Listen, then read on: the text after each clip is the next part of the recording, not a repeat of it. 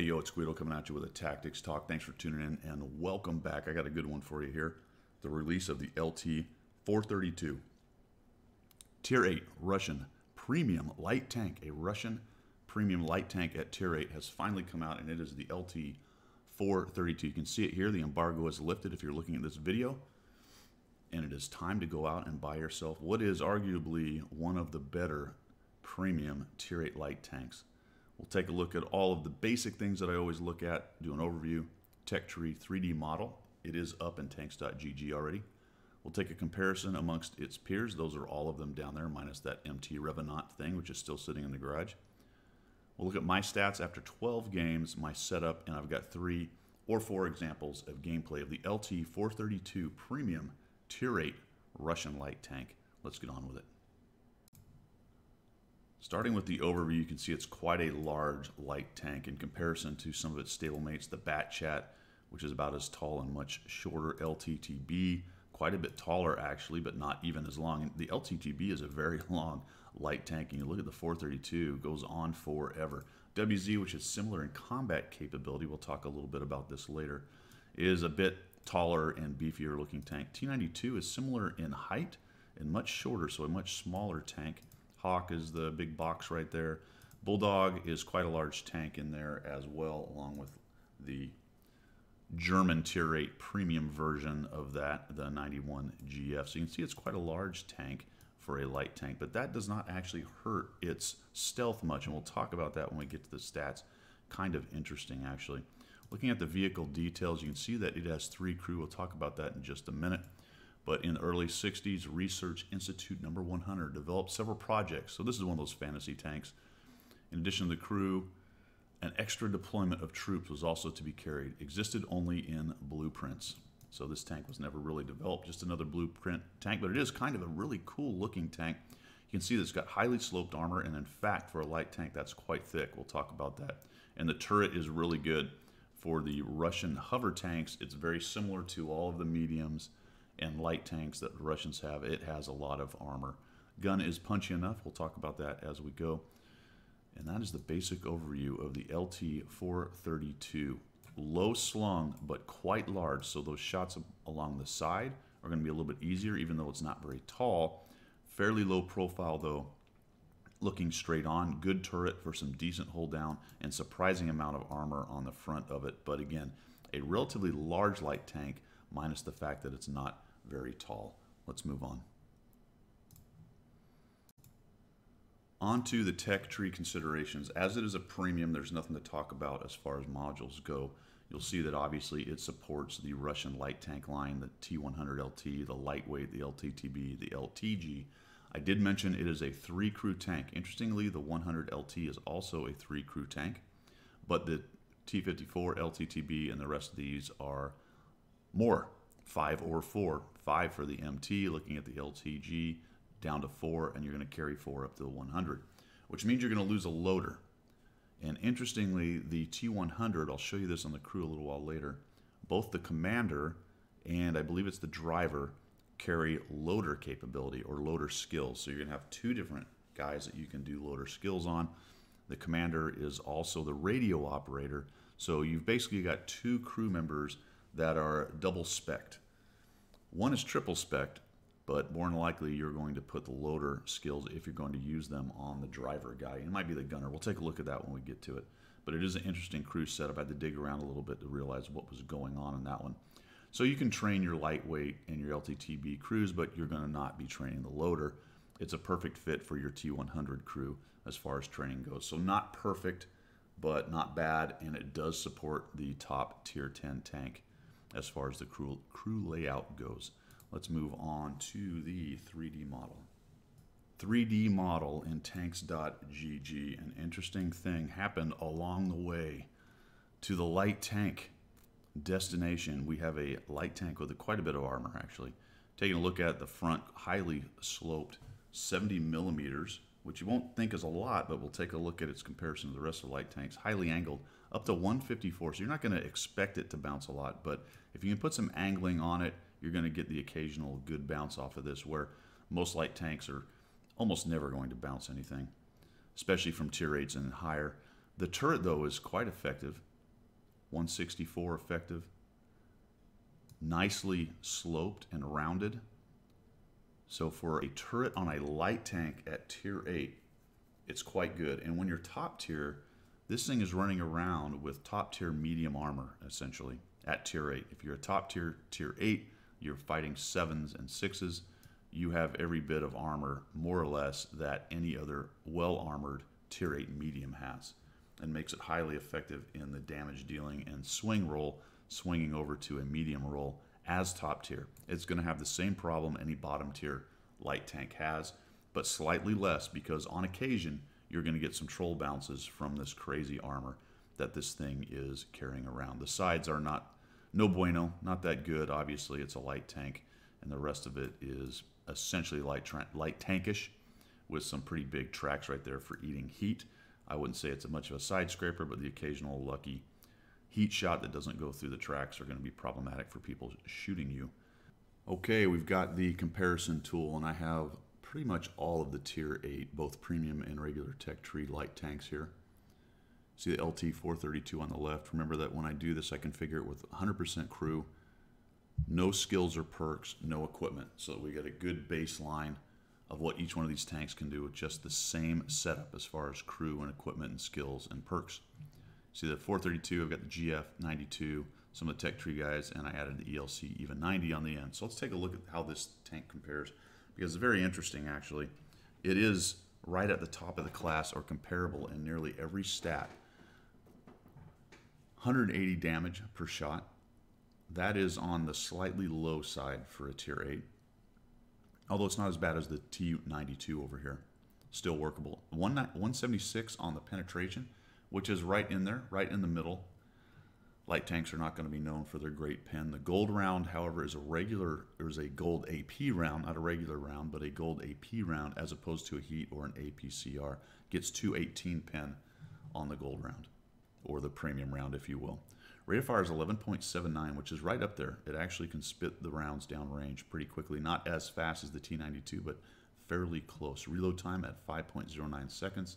Again, right in there. Not as low again as the T92 or the Bulldog, but it is definitely right in there. Turret traverse is good enough for circling and moves around quite well.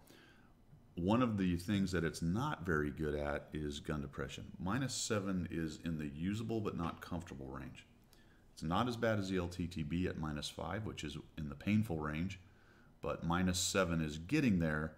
It's still not that nice 8 or 10 like the T92 with -10, or the 90 GF with its -8.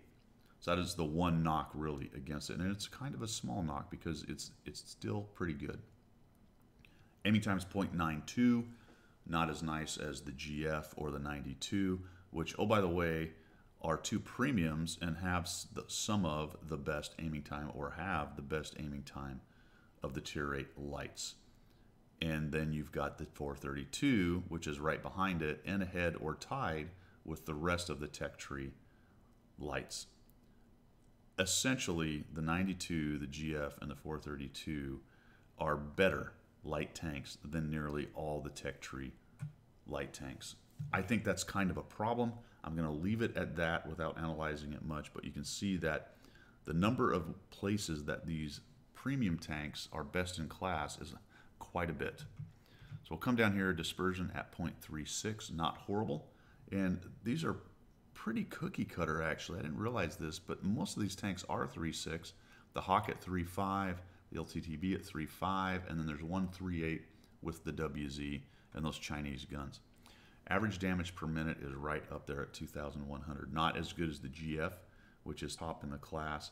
Nothing really suffers here. The Hawk is kind of anemic at 1,910.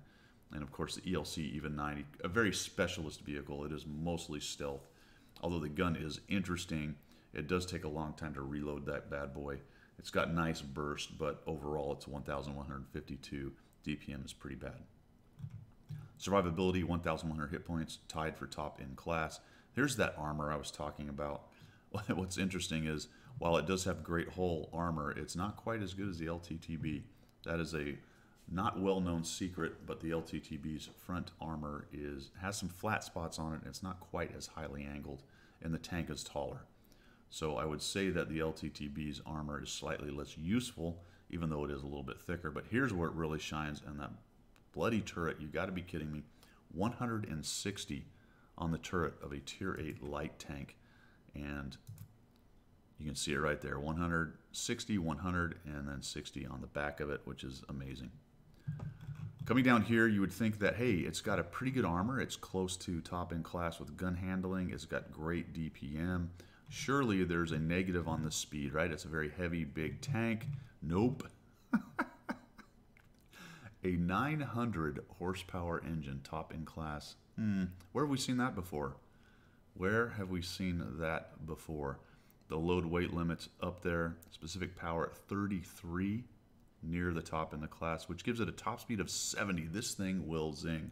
It is a big tank, and it is every bit as fast as, or faster than nearly every other light tank out there other than the 4190 GF.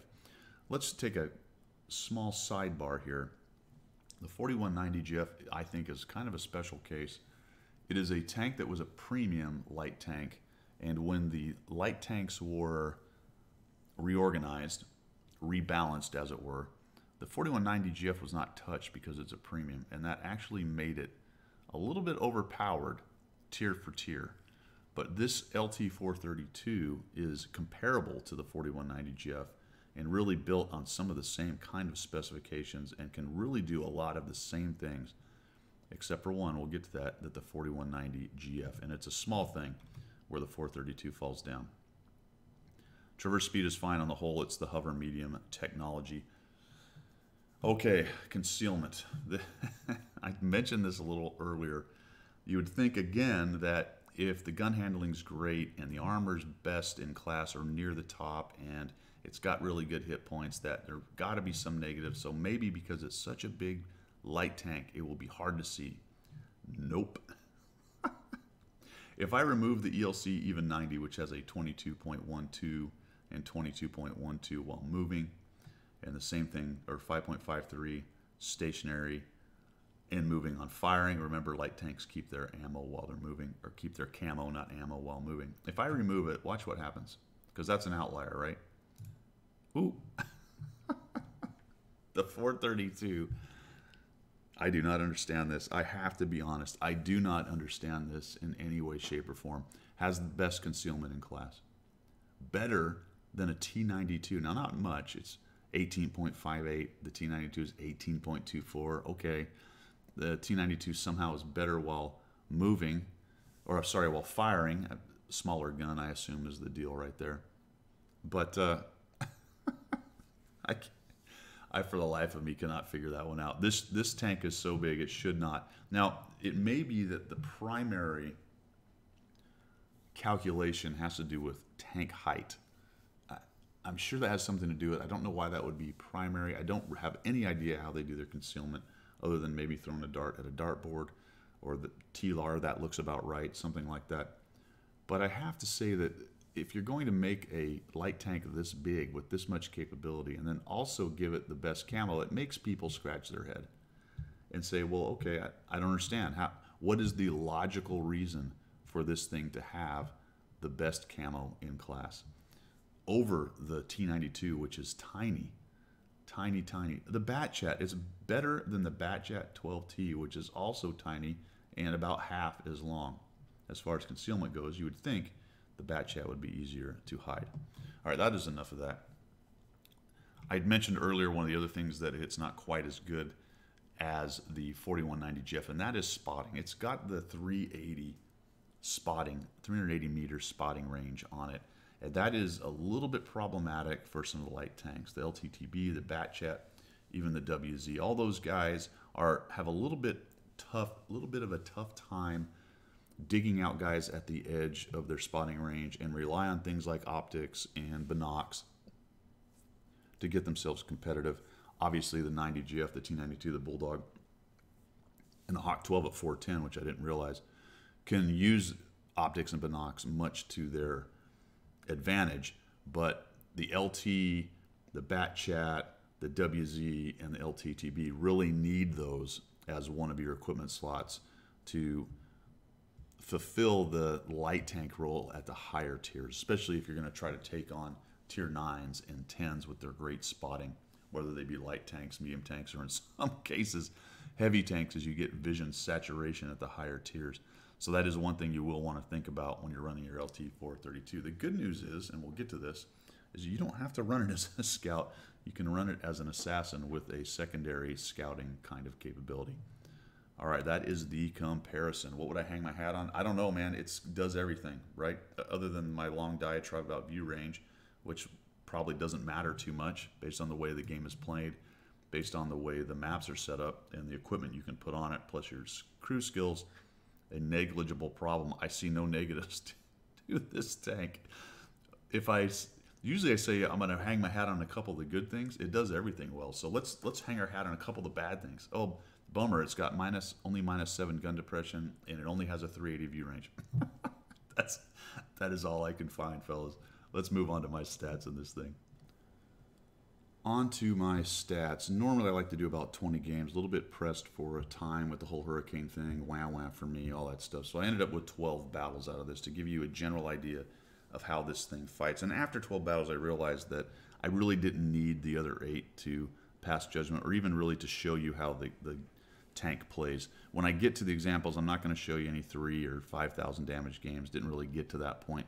But after 12 battles, I had 1/2 of the battles I started. Super low sample size. This could easily be 30%, could easily be 70% at 12 battles, with just a couple battles swinging one direction or the other. But some interesting things did appear here. And you see that the LTTB is right there next to it. So we're going to compare those two because I've got 900 battles in my LTTB, which gives a pretty good sample size for that tank.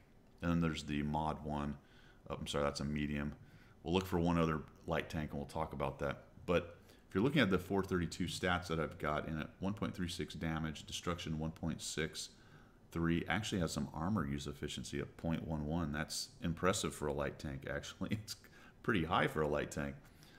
Again, low sample size, but we are getting some trends here. My damage is at 1,349, which is pretty good. I'm just going to jump up the LTTB, for example. I'm at 1,203 with a 58% win rate after 900 battles. That looks like a pretty good average for me in that tank. But if you look at the assistance damage, it's way up for me in the LT-432. As I have got better over time, I have been able to understand how to get more assistance damage. So that's going to count for some of it, but that's a good 300 more than my LTTB, at least initially. Again, low sample size, but it does bode well for the future. 2.5 on the spotted. That's kind of what you would expect with a scout, and destroyed at 1.08. So what does that mean? Looking at that in my LTTB, it's right in the ballpark of where I would be with a light tank. So let's take a look at another light tank. We'll go down here to the Batchat 12T. I'm sorry, that's only got 6 battles. We don't want that guy. 7 battles. Oh man, do I not play? Oh, here we go. Bulldog. Bulldog at 264 with a 54% win rate. And 1,200 damage caused.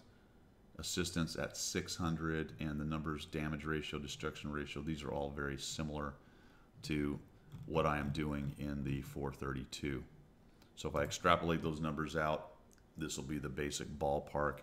Looking at 932 on the experience, I'd really like to have that up at 1,000. That's kind of my bellwether or baseline right now, although that is not easy, and I more often am down in the 900s, mid to low 900s for most of my average experience per battle.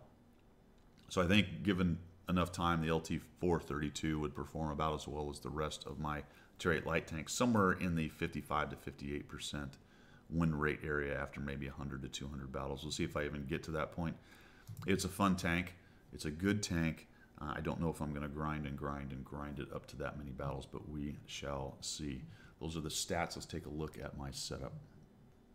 On to my setup. Let's start with the crew. I mentioned it a little bit earlier. You can see that there's only 3. The commander here, we'll look at the skills real quick. He has the common skills, commander, radio operator, and loader skills. Whereas looking at the gunner here, and I may have said it was the driver, but it's actually the gunner that is carrying the gunner skills and loader skills. So you have 2 different guys you can train loader skills. And the poor driver over here, all he is a driver. So you're going to have some interesting shuffling and jinking and jiving with your crews as you move them through. You may have to spend some gold at some point to figure it out. If you're just going to start a Tier 8 premium light tank and train your LT-100 crew, then you're good to go. It's going to be all set up correctly to begin with. But just watch some of those skills and things as you move crews through the tanks. It's going to get quite interesting.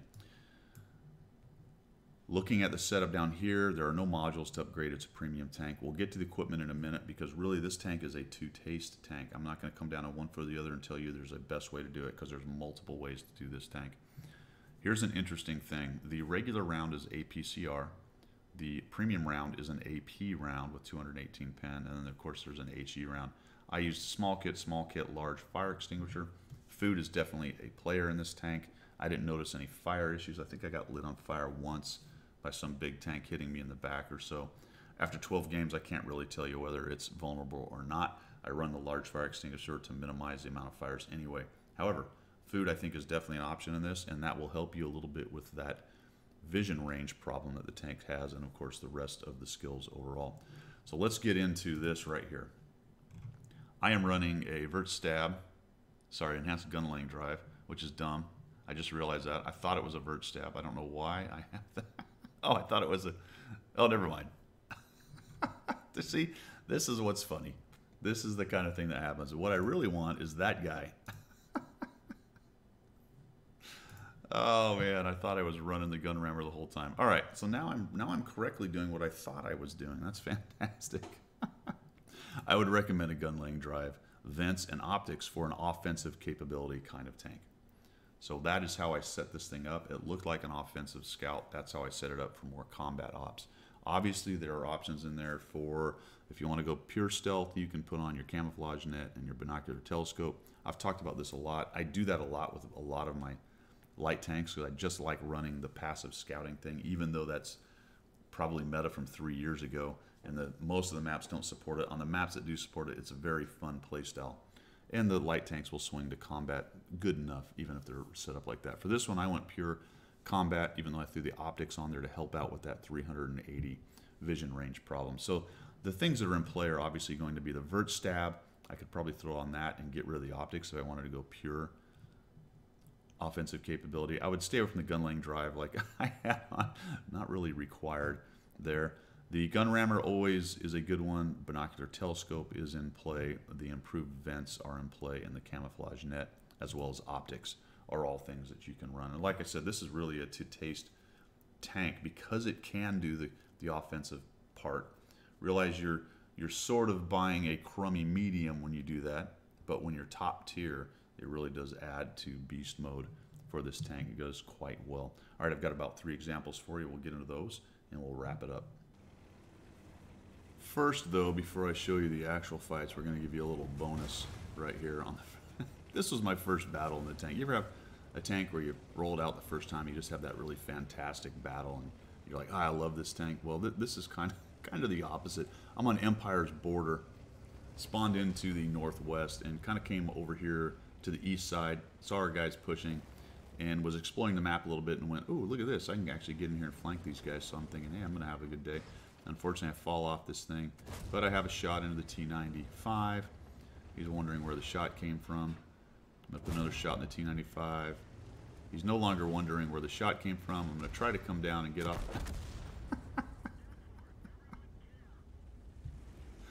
Boom. That was my first battle in the LT-432. It did get a little bit better than that. Let's move on to the next one. First thing I want to show you some of this tank's mobility and its scouting capability. We're on Erlenberg. We spawned down, up into the north. Why is north always up and south down? I don't know. Anyway, here we go, showing the mobility of the LT-432. I'm going to go right up here. I knew this tank was fast. I knew it had some decent armor, so I was going to be a little bit aggressive with the scout there and try to get spots for the object. Got 57 coming in a Leopard. Skedaddle out of there, a little power slide to turn back around. And see if I couldn't get guys lit up on this hill and maybe push them off the back. Now, the enemy team does help us a little bit by being silly. You see the accuracy is decent on the tank. fairly long-range shot. No real problem getting a shot in there. We'll come back up here and see if we can find the enemy.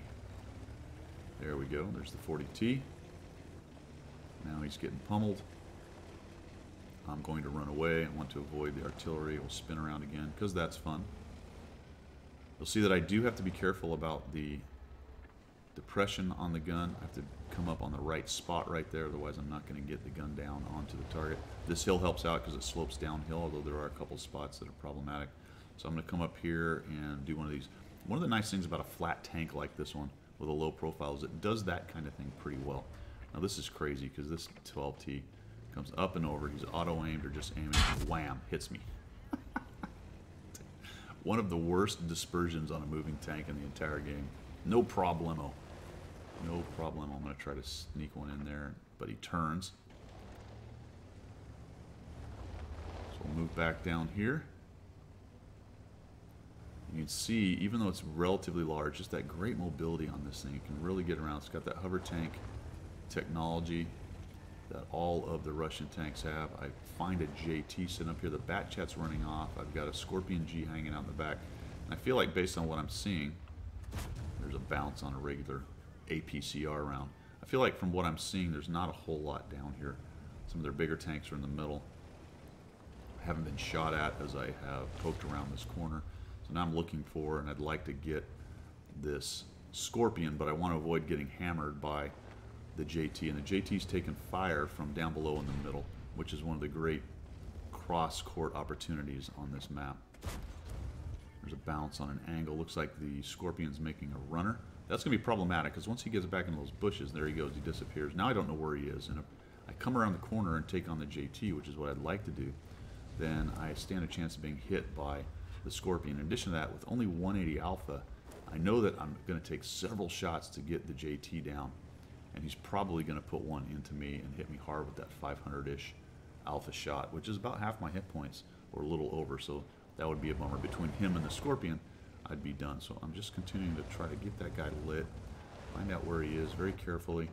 Look at that, depression can't get up, only 15 degrees up, so that was a problem there. I don't talk about it a lot, but anything less, 15 or less elevation, I said depression, in elevation is quite painful actually. So I'm going to come around here with that mobility, do a few jinking and jiving kind of actions there, and then I know that this is lower ground, so I'll dive down here. I'm also worried about the Scorpion, but I feel like we need to go ahead and peel him out if he's hanging out in these bushes, and it turns out he's not. Don't have to worry about him, he's not there. So now let's use that great 380 meter view range. There he goes. He's making a runner, put a shot into him. Still running, still running. I take a chance here, lit, and now back off. Felt pretty good about that, and one of the reasons I did that is I know that the front armor profile on this tank is pretty darn good. So maybe those long range shots have a pretty decent chance of bouncing, whereas a softer standard light tank would be in much more danger of getting punched through right there. Now considering some of the guns on these guys, they probably won't have much trouble. This guy's looking at where I was last. I get spotted. Another shot. Look at that. Batchat bounced. So he's hanging out over there. That's good SA. They have a Carnarvon. They've got a Centurion. They really have a lot of guys camping back at their cap, or they have flexed back over based on what we're doing. Trying to get a shot on this guy. That's going to be hard. I'm going to need to hit the side of the turret to really do anything to him, or the side of the tank. Shooting into these buildings down here in Erlenberg is kind of painful. There are places to get hit in between, but it's hard to see where they are, especially at range. So I'm going to hang out here for just a little bit.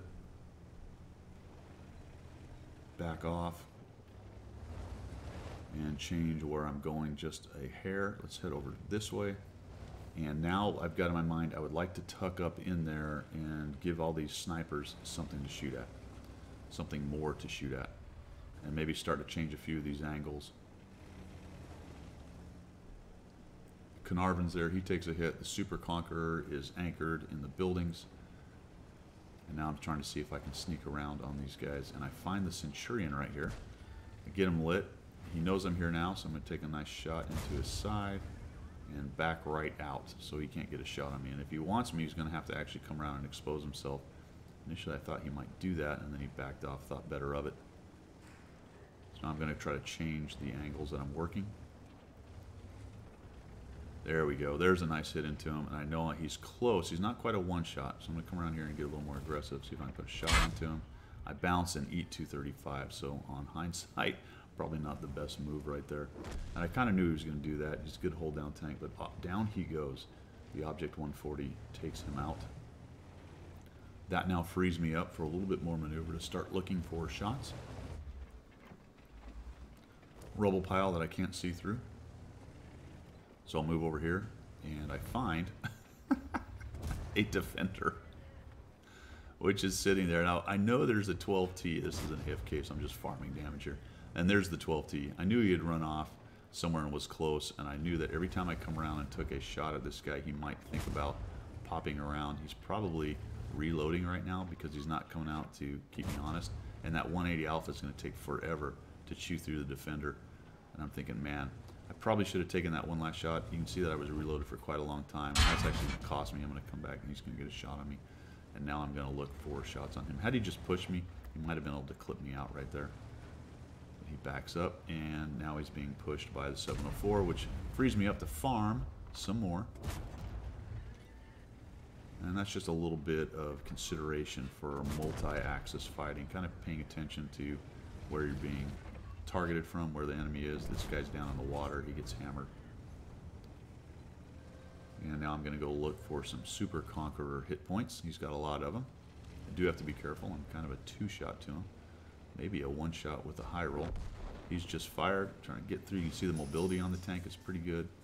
Hover tank technology coming around, and I can't quite get where I wanted to be. I should have gone to his rear. That's where I should have been. Leopard PT pushing in on him. Gotta come around the rubble, and here's some hit points for him. No. Ouch.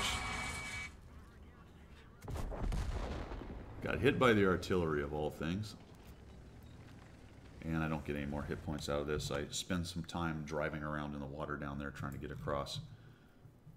And which was the problem that the M451 had. The only way to get across is actually further over here. So if you dive in here and try to get up where the M451 is, you're not going to do it. So there's a good example of the overall capability, the good mobility of the tank, nice speed, pretty good offensive capability, and okay spotting. Let's move on to the next example.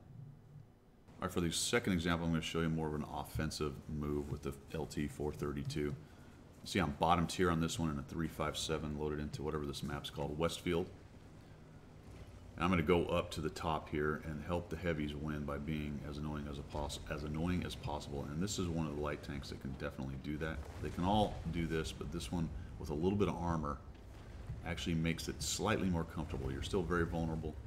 Obviously, something like the JPZ hits me,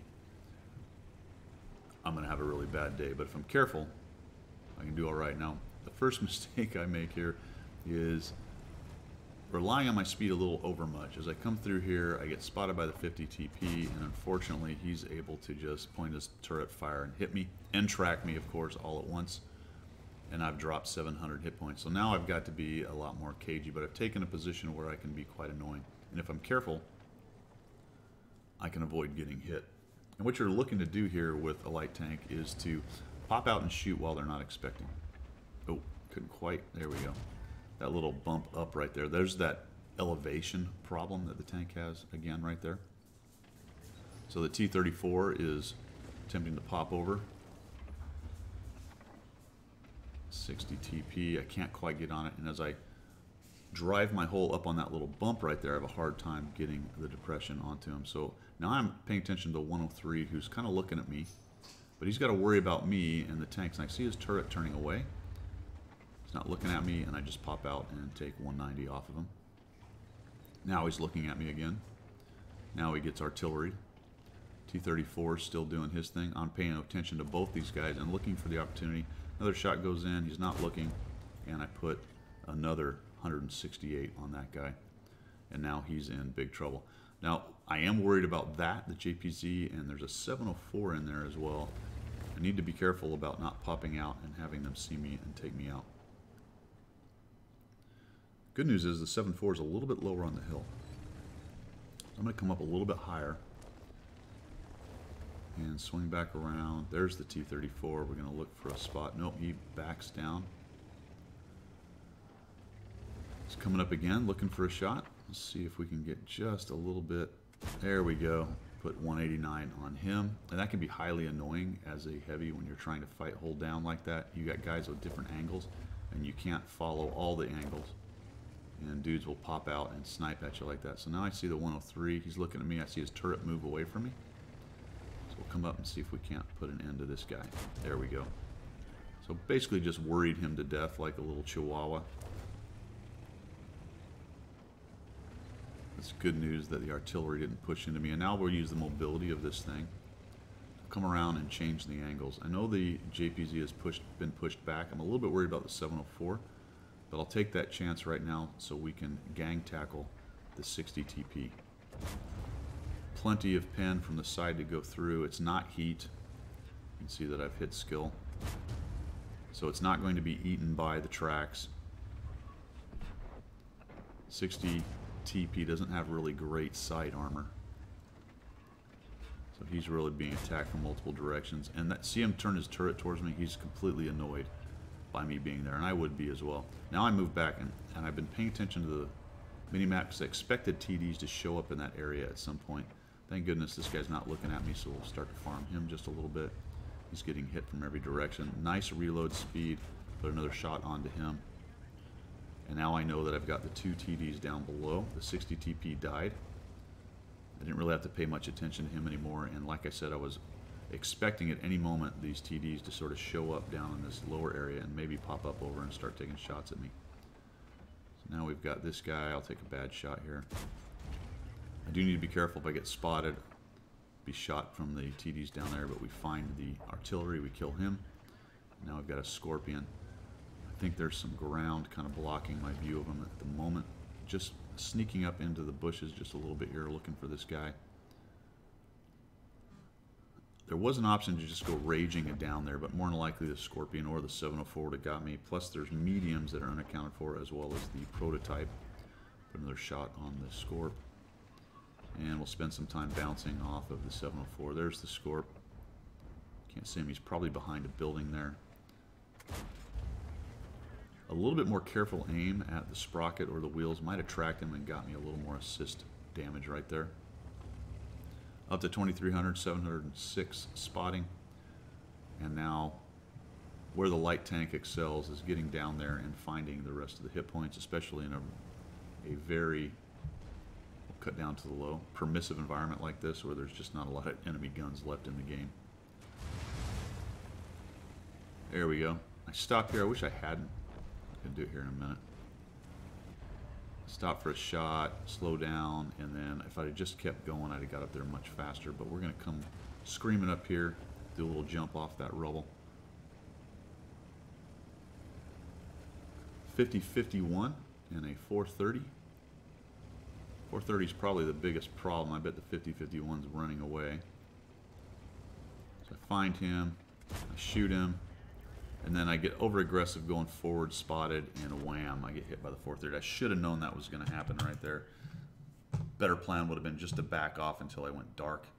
He still might have had a shot on me for a little while, but I made it much easier by coming up and over, highlighting myself at 2,499, 1,136 assist with 2 kills, bottom tier LT-432. An example of using it in an offensive capability on Westfield, up on the critical terrain. Obviously, one of the big problems with what I did is exactly what happened to me early. I gave away a lot of hit points to take that position. So probably a little bit more careful maneuver would have got me the same thing with all my hit points. I could have got over there maybe after the 60 TP fired. I did notice that the enemy had not invested up high enough to kind of keep us from going around to that spot. I just went there too early before enough tanks were spotted. But after that, playing very carefully, ended up doing a decent game, showing you the offensive capability of the 430. I got one more example for you. On this example, once again, I'm going to use the mobility of the 432 to get around what is essentially a very channelized map. I'm going to grab this initial bush right here. The 12T goes forward. He's going to get the lion's share of the spotting. Take a look at this. Now let's just pause it for a minute and notice that even with optics, this position right here doesn't quite cover the approach lane right here. So they have to come a little bit closer to me to get spotted. Plus, if their camo's good, I'm going to have trouble with it, so smaller tanks. Really, it's nicer to be a little bit closer. The bat chest's going to end up getting us some lights right there. So because I'm not carrying binoculars, I'm going to have a hard time spotting guys crossing right there, unless they're very big or they're foolish and they come a little bit too far towards me right here. Or they're the 4202 and he actually pokes around the corner, which he survives very well. Unbelievable the amount of tanks that are looking at him, and somehow nobody can hit this guy sitting on the corner. 12T heads off and away, so I'm going to sit here and be this guy for a moment. I don't want to fire. If I fire, I'm going to get shredded because they're going to see me immediately. I'm going to let this develop a little bit. I see the 40T, the T10 and IS-7 are headed around the corner. 4202 finally takes a big hit from the grill, and that dissuades him from hanging out there too much. So pretty soon here I'm going to change what I'm going to do. So kind of a passive initial scouting position. Now let's move up. I'm going to go around this way, hide myself, try to avoid getting in the way of the grill. And then we'll tuck up into this corner right here. There are two artillery, so we have to be careful with that. There goes the T-49. And we'll take a shot on him and back up. Now, I don't get a light there, so either I was spotted the whole time or somehow that 49 didn't see me. There is a little bush there, and I have found that bush to be kind of interesting. There's also a tree, some other things, so that was an interesting situation right there where he didn't see me. He could have had his commander dead or something when he got hit. There's a lot of possibilities there. So I'm just going to take a look at this corner for a minute. Taking a look at the map, pretty much standard channelized stuff, but we really don't have anybody on the middle, which is interesting. Just as I come down, the 4202 shows up, pokes around, and gets a shot on me. And yes, that's my dog whining. What is some of the dangers of recording in a rental house with two families living in it? I find the even 90 sitting there, hoping that my armor will somehow help me a little bit right here. There we go. See that? One of them bounced. Maybe two of them bounced. I don't know. Did two of them bounce? Two of them bounced. Look at that. Put another shot on him. I've got 30-something seconds to get rid of this guy, so I do need to push him. I do also need to watch out for these guys. So they look to be busy shooting the guys up on the hill, so I'm just going to start working. Artillery goes in. That does help me because now they're stunned, so their shots are going to be off a little bit. Put another shot into him, and there's that kind of problematic 180 Alpha is not doing me a lot of favors. I finally get rid of that guy, but he puts a hit on me while he's doing it. I get rid of the T-34, and things are looking quite good indeed. Prototype Victoria T-95. Here comes the big 705 Alpha. Not great side armor, not when it's flat on like this, so I end up putting one shot in that pins, one shot that does not. Now he's looking at me, he's saying, I want to kill that guy, which he can do if he hits me. So I start thinking a little bit more about whether I really want to do that. Looking at the map, that was a little pause to figure out, all right, what's going on? I got the 705, oh, 4202 is coming my way. I'm expecting him to try to dive on me, so I'm going to back up. This is the problematic, again, 15 degree. There we go, 15 degree, whatever it is. Look up. I had to back up to get that shot, but the good news is down he goes from the stirve. And now we're going to swing around this way. Good mobility. Like I said, this tank's got a lot of mobility, pretty good combat punch. I'm only up to 1400 with 854, but contributing as a bottom tier, a couple kills. Took out one of their scouts. Took out one of their heavies that was near dead in the assassination kind of role.